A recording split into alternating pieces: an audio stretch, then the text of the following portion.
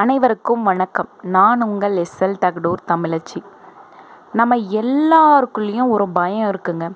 சில பேருக்கு இருட்டை கண்டா பயம், சில பேருக்கு இடியை கண்டா பயம், சில பேருக்கு தோல்வியை கண்டா பயம். இந்த மாதிரி எல்லாருக்குமே மனிதர்களுக்கு ஏற்றாற் போல் ஒவ்வொரு பயம் இருக்க தான் செய்யுது. ஆனால் இந்த இருட்டுன்ற பயத்துக்கு பின்னாடி மிகப்பெரிய வெற்றி ஒளிஞ்சிருக்கு அப்படின்றது உங்களுக்கு தெரியுமா?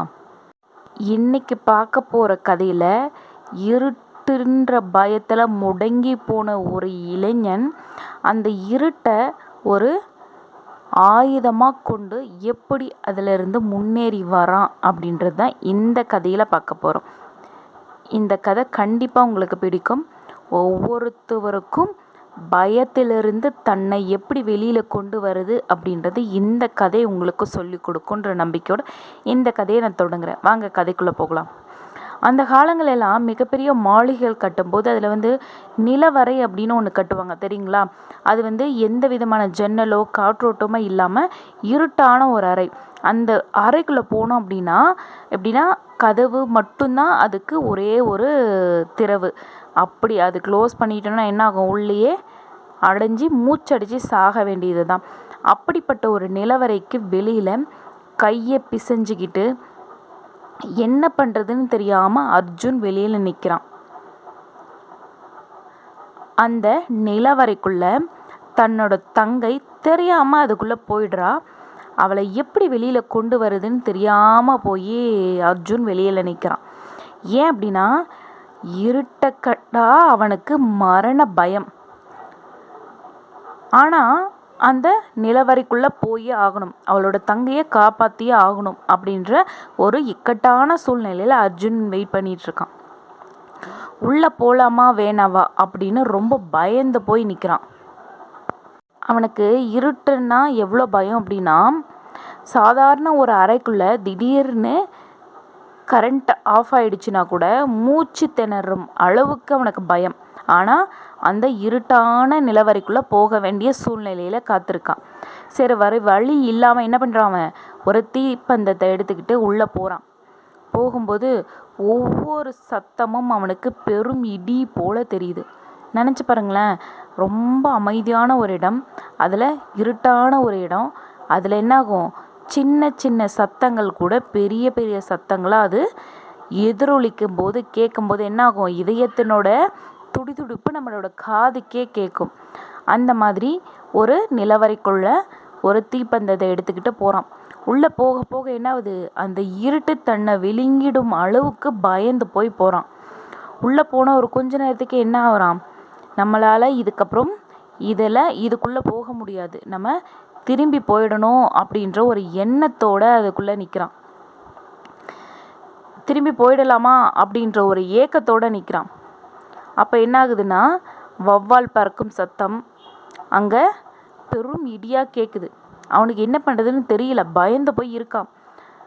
திடீர்னு அந்த நிலவரைக்குள்ளே பெரும் காற்று அடித்தோடனே என்ன ஆகுது? அவன் கையில் இருந்த தீப்பந்தம் அணைஞ்சு போயிடுது. ஏற்கனவே இருட்டுன்னா அவ்வளோ பயம் இருக்கிற ஒரு பையன் இந்த நிலவரைக்குள்ளே போய் அது ஒளியோட வெளிச்சத்தில் போனால் அந்த ஒளியும் போயிடுச்சு. என்ன பண்ணுவான் நினச்சி பாருங்களேன். நினைக்கும் போதே ஒரு மாதிரி நம்மளுக்கே மூச்சு திணறும். அப்படி இருக்கும்போது அவனுக்கு அதுக்கப்புறம் கால்கள் அடுத்த அடி எடுத்து வைக்க மறுக்குது. பயத்தில் நடுங்கி போய் நிற்கிறான். கை காலெல்லாம் அதிருது. தன்னோட கை கூட பார்க்க முடியாத அளவுக்கு இருட்டு, அவ்வளோ இருட்டில் இருக்கான் உள்ள.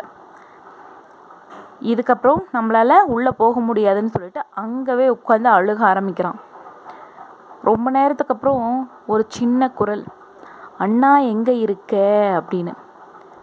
அப்போ தான் அவங்களோட அப்பா சொன்னது அவனுக்கு ஞாபகம் வருது.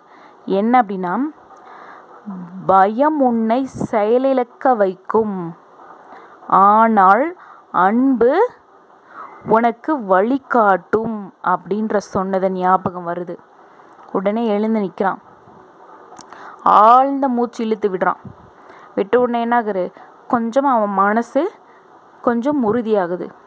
எப்படியோ தன்னை தங்கையே காப்பாற்றணும் அப்படின்னு என்ன நினைக்கிறான்? அந்த நிலவரைக்குள்ளே சுவரை பிடிச்சி மெதுவாக நகர்றான். கொஞ்ச நேரம் பயம் இருக்குது, கொஞ்ச நேரத்துக்கு போக போக என்னாகுது, அந்த இருட்டு அவனுக்கு பழகி போயிடுது. இருட்டை கண்ட பயந்த அந்த பையன் இப்போது அந்த இருட்டோட பழக ஆரம்பிக்கிறான். அப்போ தான் யோசிக்கிறான், இருட்டு அப்படின்றது ஒரு பேயோ இல்லை விலங்கோ கிடையாது, ஒரு ஒளி இல்லாத இடத்துல ஏற்படுற ஒரு மாற்றம். இதுக்கு போய் நம்ம பயந்துருக்குமே அப்படின்னு முதல்ல அவன் யோசிக்க ஆரம்பிக்கிறான். கொஞ்சம் கொஞ்சமாக நகர்றான். அவளோட தங்கையோட சத்தம் கேட்கும் இடத்த வச்சு அப்படியே கொஞ்சம் கொஞ்சமாக நகர்ந்து தன் தங்கைக்கிட்ட போய் கட்டி அணைச்சி தன் தங்கையை காப்பாற்றிட்டோன்ற ஒரு நினப்போடு இருக்கான். அப்போது அந்த நிலவரிக்குள்ளே ஒரு சின்ன வெளிச்சம் வருது. அந்த வெளிச்சத்தை வச்சியே நிலவரியை விட்டு வெளியில் கொண்டு வந்துடுறான். அவனுக்கு என்ன தெரியுமா, அப்போது மிகப்பெரிய வெற்றி வீரன், நம்ம பெரிய வெற்றியை அடைஞ்சிட்டோம் அப்படின்னு ஒரு தேஜஸோடு நிற்கிறான். அவனுக்கு அப்போ தான் புரியுது, நம்ம இருட்டை கண்டு பயந்த ஒரு பையன் இப்போ அந்த இருட்டிலே பழகி அந்த இருட்டிலிருந்த சிறு ஒளியை வச்சு அவன் எப்படின்னா அந்த நிலவரியை விட்டு வெளியில் வந்திருக்கான். அது அவனுக்கு மிகப்பெரிய வெற்றி. ஒவ்வொரு மனுஷனும் என்ன நினைக்கிறான் தெரியுங்களா, ஒரு சின்ன விஷயத்தையும், அதாவது இருட்டாக இருந்தாலும் சரி வேறு எதுவாக இருந்தாலும் சரி, நம்ம அதில் தைரியத்தோடு போகும்போது அது நம்மளுக்கு பழகி போயிடும். அதனால் என்ன ஆகும், நம்ம அந்த பயத்தை கண்டு நம்ம பயப்பட மாட்டோம்.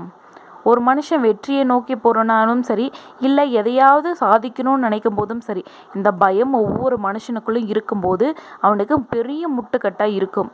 ஆனால் அது எல்லாம் முன்னேறி வரணும்னா என்ன பண்ணணும், முதல்ல தன்னை நம்ம படுத்திக்கிட்டு அதோடு நம்ம பழக ஆரம்பித்தோம்னா அது பழகிடும் நம்மளுக்கு. அதுக்கப்புறம் பயமே நம்மளை கண்டு பயறும் அளவுக்கு நம்ம அதுலேயே மூழ்கி அதுக்கே நம்ம டஃப்பு கொடுக்குற அளவுக்கு நம்ம மாறி போயிடுவோம் இல்லைங்களா. எப்பொழுதுமே பயம் அப்படின்றது ஒரு பூட்டப்பட்ட அறை மாறிங்க. அது நம்ம அதுக்குள்ளேயே நின்றுட்டோன்னா என்னாகும், அது இழுத்து பெரிய போட்டு பூட்டி வச்சிரும். ஆனால் அந்த இருட்டுன்ற பயத்தை நீங்கள் தள்ளிக்கிட்டு முன்னேறி வந்தீங்க அப்படின்னா அந்த இருட்டுக்கு பின்னால் உங்களுக்கு மிகப்பெரிய வெற்றி காத்திருக்கு அப்படின்றத நம்ம நிறைய பேர் தெரிஞ்சிக்காமையே போய்டுறோம். பயத்தோடே நிற்கிறதுனால அந்த வெற்றின்ற பாதையை நோக்கி நம்ம போகாமையே போய்டுறோம்.